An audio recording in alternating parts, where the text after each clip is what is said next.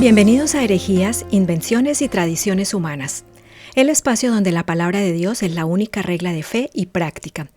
Hoy nos adentramos en una de las instituciones más veneradas de la cristiandad, una ceremonia que se repite cada amanecer en miles de altares alrededor del mundo, la misa diaria. Para millones de personas, este acto constituye el corazón mismo de su vida espiritual. Pero nosotros, que hemos sido llamados a examinarlo todo y a retener lo bueno, debemos hacer una pregunta incómoda pero necesaria. ¿Ordenó Dios que el sacrificio de su Hijo fuera repetido cada día sobre un altar? ¿Es esto lo que enseñaron los apóstoles? ¿O estamos ante una tradición humana que ha suplantado la suficiencia de la cruz? Antes de explorar los archivos de la historia, fijemos nuestra brújula. El Señor Jesucristo mismo confrontó a los líderes religiosos de su tiempo con una palabra que retumba hasta hoy. Está escrita en Marcos 7:9. Bien invalidáis el mandamiento de Dios para guardar vuestra tradición. Y añade en el versículo 13, invalidando la palabra de Dios con vuestra tradición que habéis transmitido. Si una práctica, por más antigua o solemne que parezca, contradice lo que Dios ha declarado en su Escritura, nuestra lealtad debe inclinarse sin titubeos ante el escrito está.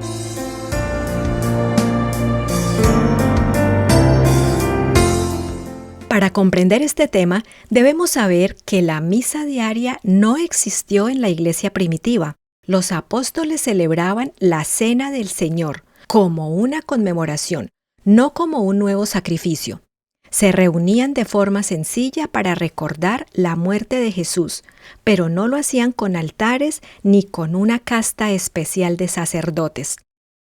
El apóstol Pablo, en 1 Corintios 11, describe una cena fraternal, sencilla, donde el énfasis no estaba en un altar ni en una víctima renovada, sino en el mandato, haced esto en memoria de mí. Era un memorial, no un nuevo sacrificio. Con la legalización del cristianismo bajo el emperador Constantino en el siglo IV, muchos templos paganos se convirtieron en iglesias. Los sacerdotes paganos, acostumbrados a ofrecer sacrificios diarios a sus dioses, fueron reemplazados por sacerdotes cristianos, adoptando un lenguaje de sacrificio que antes era ajeno al Evangelio. Fue entonces cuando el lenguaje del sacrificio comenzó a infiltrarse. En lugar de la sencilla mesa del memorial, surgió el altar. En lugar del pan partido en comunidad, comenzó a gestarse la idea de una víctima que debía ser inmolada una y otra vez. Para el año 384, el latín se estableció como el idioma litúrgico y el simbolismo de la cena se fue desvaneciendo, mientras la idea del sacrificio cobraba fuerza. La primera evidencia de la palabra misa aparece apenas en el año 386, en una carta de Ambrosio de Milán. No fue hasta después de la época del Papa Gregorio I que se estableció como una designación general del sacrificio eucarístico en Occidente.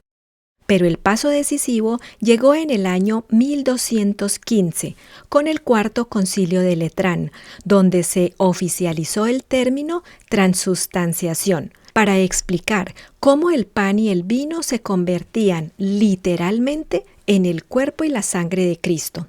No obstante, fue el Concilio de Trento, celebrado entre 1545 y 1563, el que selló esta doctrina con la autoridad de un anatema. Allí, en respuesta a la Reforma, que proclamaba un solo sacrificio suficiente, los padres conciliares decretaron que la misa es un verdadero y propio sacrificio y lanzaron una maldición, un anatema, contra cualquiera que osara decir que la misa es solo un memorial. El 5 de diciembre de 1570, el Papa Pío V promulgó el misal tridentino. Hagamos un paréntesis para aprender qué es el misal tridentino. El término tridentino proviene de la ciudad de Trento, Italia, donde entre 1545 y 1563 se celebró el famoso Concilio de Trento. ¿Qué ocurría en ese tiempo? La Reforma protestante había sacudido los cimientos de la cristiandad occidental. Los reformadores, apelando a la autoridad suprema de las Escrituras, habían cuestionado la doctrina del sacrificio de la misa. Fue entonces cuando el Papa Pío V, mediante la bula pontificia llamada Quo Primum, fechada el 14 de julio de 1570, promulgó este misal para toda la Iglesia occidental.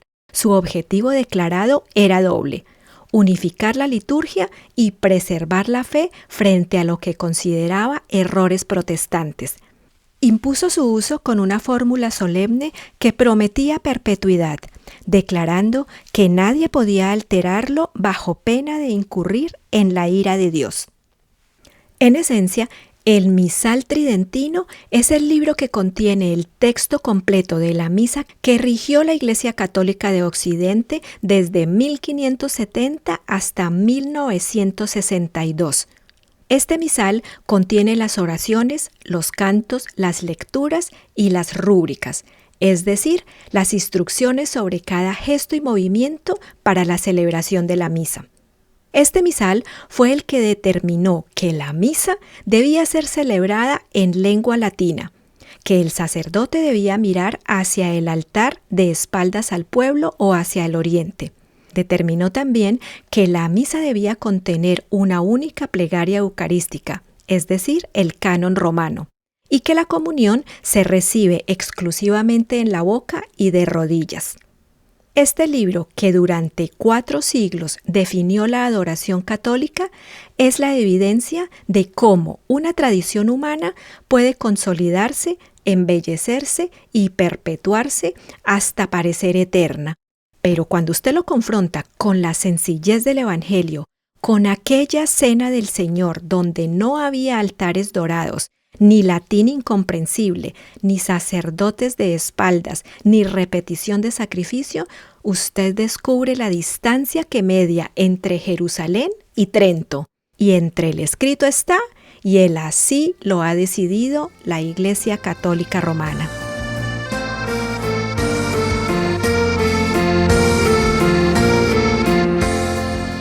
Ahora confrontemos esta tradición con lo que Dios ha dicho.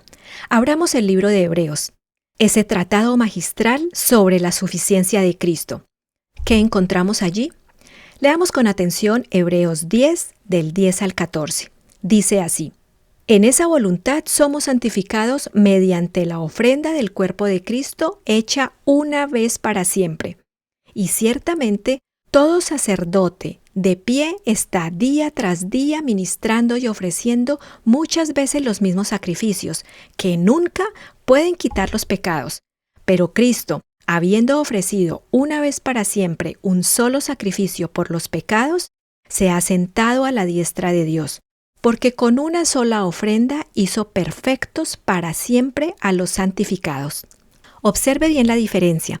El sacerdocio terrenal, dice la Escritura, está de pie día tras día, ofreciendo una y otra vez. ¿Por qué de pie? Porque su obra nunca termina. Sus sacrificios nunca quitan el pecado de forma definitiva. Pero Cristo, después de ofrecer un solo sacrificio, se sentó. La postura de estar sentado en la cultura bíblica es la postura del que ha terminado su obra. La obra de la redención está completa, no necesita repetición. El versículo 18 del mismo capítulo dice: Pero donde hay remisión de estos, no hay más ofrenda por el pecado. Si Cristo ya pagó todo, si su sangre ya limpió todo, ¿qué falta hace un nuevo sacrificio cada mañana? Al enseñar que la misa es un sacrificio diario, la tradición humana está enviando un mensaje terrible: que el sacrificio de Jesús en la cruz no fue suficiente. Si se necesitara repetir cada día, entonces la obra de Jesús no estaría terminada. En Juan 19:30, Jesús exclamó en la cruz: consumado es. No dijo comenzado es, no dijo continuará mañana, dijo consumado, es decir, terminado, perfecto y eterno. Es aquí donde debemos preguntarnos, ¿por qué es peligrosa esta tradición? Es peligrosa porque, aunque revestida de ornamento y solemnidad, toca el corazón mismo del Evangelio. Enseñar que Cristo debe ser ofrecido cada día, aunque sea de forma incruenta, es negar la perfección de su única ofrenda. Es retroceder a la sombra de los sacrificios levíticos, que nunca pudieron quitar el pecado. El apóstol Pablo en 1 de Timoteo 2:5 declara: porque hay un solo Dios y un solo mediador entre Dios y los hombres, Jesucristo hombre. Escuchó bien, un solo mediador, no una casta sacerdotal que renueva el sacrificio. Un solo mediador cuya obra no requiere administración humana. Por lo tanto, querido oyente, si usted ha participado de la misa creyendo que allí se renueva el sacrificio de Cristo, lo invito a examinar de nuevo las Escrituras. Si una tradición humana, por más antigua que sea, nos lleva a poner los pies de Cristo de nuevo en el Calvario, esa tradición está invalidando la palabra de Dios. Debemos elegir obedecer a Dios antes que a los hombres. Debe reconocerse y obedecerse la palabra de Dios como una autoridad que está por encima de toda legislación humana. El así dice el Señor no debe desecharse por un así dice la Iglesia o el Estado.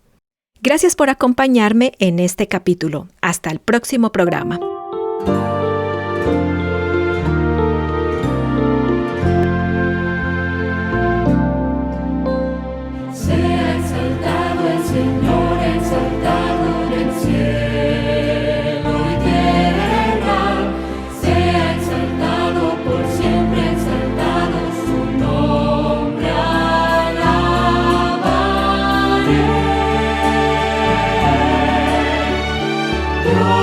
See